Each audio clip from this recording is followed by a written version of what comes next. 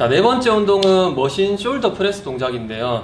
일단은 상편에서 했던 세 번째 운동의 숄더 프레스 동작과는 좀 많이 다르게 했거든요. 그렇죠. 네. 일단은 먼저 간단히 설명해 드리면 엉덩이를 뒤로 좀 빼주고 가슴을 그렇죠. 펴고 그렇죠. 팔꿈치는 또 옆으로 해서 네, 맞아요. 프레스 동작을 했어요. 맞아요. 네. 이 부분의 차이는 또 뭐가 될까요? 그러니까 세 번째 영상이랑 반대라고 생각하시면 좋을 것 같아요. 이 운동의 타겟점은 일단은 전 측면이라고 생각하시면 좋을 것 같습니다.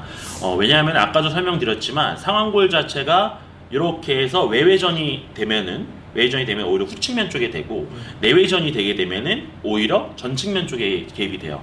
그렇기 때문에 팔꿈치를 옆으로 최대한 벌려서 전측면 쪽의 개입을 최대한 극대화시키기 위해서 이렇게 운동을 진행했다라고 생각하시면 좋을 것 같고요. 엉덩이를 뒤로 뺀 상태에서 앞으로 숙인 거는 조금 더 후방 경사를 더 원활하게 유도하기 위해서라고 생각하시면 좋을 것 같아요. 상체와 하체 각도를 그렇죠. 좁히는 거죠. 맞아요. 근데 엉덩이가 너무 앞으로 간 상태에서 이제 바를 잡고 이제 운동을 하게 되면은 상하체 각도가 좀 커지게 돼요. 허리가 네, 그렇죠. 맞아요. 그러면은 우리가 지금 타겟하는 부위가 아까도 말씀드렸지만 정측면이라고 말씀드렸어요. 네. 그런데 엉덩이가 너무 앞으로 간 상태에서 운동을 진행하게 되면 상체 각도가 너무 세워지게 되면서 오히려 후측면 쪽에 개입이 될 수가 있을 것 같아요. 그래서 정확한 타겟을 위해서는 이런 식으로 운동하신다고 하면은 조금 더 좋지 않을까라고 생각하고 있습니다. 그리고 숄더 프레스 동작이 저희는 지금 세 번째, 네 번째 이렇게 이어지고 있는데 네. 레이즈류를 앞에 뒀어요. 그 그렇죠. 이유는 있을까요 혹시?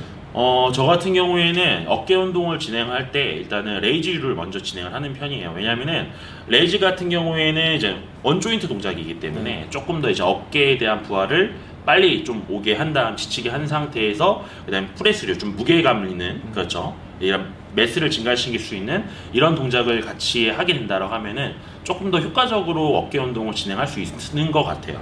네. 여기서 좀 약간 버벅거려가지고 약간 자, 마지막 다섯 번째 운동은 스탠딩으로 해서 사이드 레터럴 레이즈 동작을 했는데 네.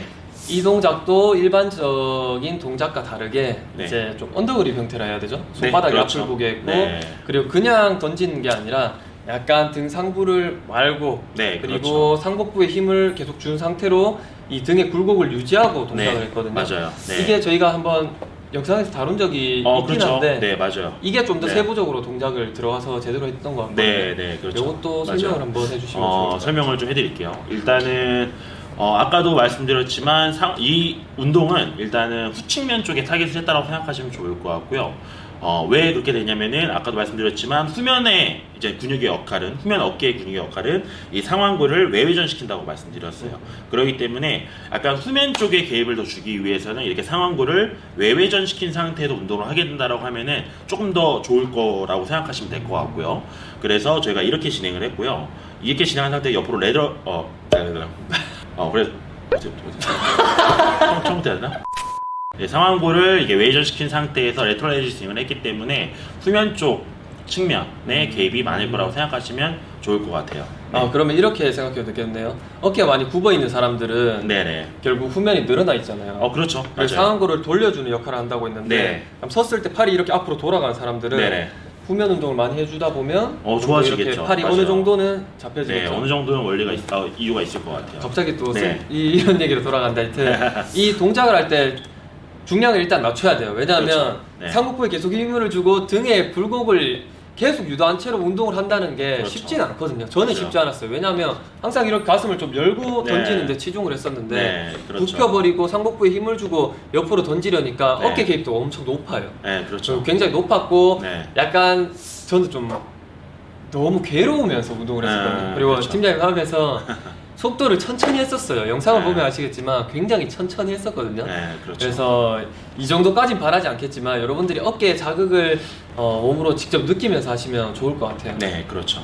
자, 그러면 이렇게 5가지 어깨 운동을 했는데 네. 상편과 하편으로 나눠서 여러분들 다 한번 영상을 보시면 좋겠고 그렇죠.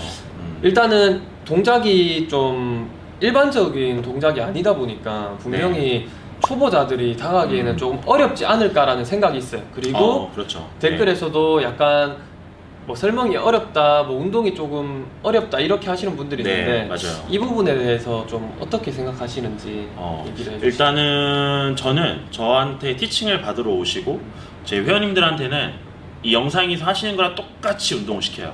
그 맞아요. 이유가 뭐냐면은 저가 생각하는 일단은 트레이닝의 철학이라고 하면은 일단 자기 체형에 맞게 운동을 해야 된다고 생각이 들거든요.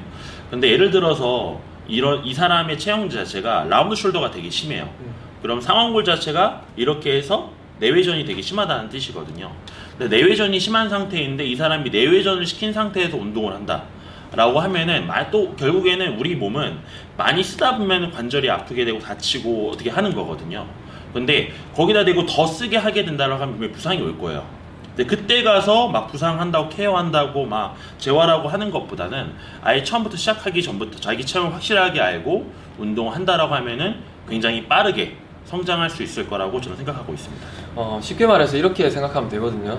이제 뭐 안으로 많이 굽어서 뭐 그래서 전면이 엄청 강하다 하면 네, 후면에 그렇죠. 발달이 없어요. 그렇죠. 후면의 기능 네. 중 하나가 상완골을 이렇게 돌려주는 역할을 한다고 네. 했는데 이 두 개의 밸런스가 어느 정도 잘 맞아야지 맞아요. 몸도 이쁘게 네. 나올 테고 그렇죠. 그냥 보세요 여러분들 어깨가 전축 후면이 있는데 이제 전면과 측면은 정말 발달이 잘 됐어요. 근데 후면이 비어 있다면 이 완성도가 떨어져요. 그렇죠. 그래서 처음부터 하실 때 본인이 약한 데를 좀 더 다뤄주시면서 어떻게 그렇죠. 보면 네네. 운동을 하시다 보면 좀 더 밸런스적인 몸도 만들 수 있고 그렇죠. 이 한쪽으로 치우쳐진 그 증상들을 좀 더 완화시키면서 맞아요. 네. 몸을 바르게 만들 수 있지 않을까 생각하거든요. 그렇죠. 맞습니다. 그래서 네. 여러분들 운동을 하실 때 저희가 하는 동작에 대해서 이 체형에 맞게 좀 설명을 해드리고 하는데 네.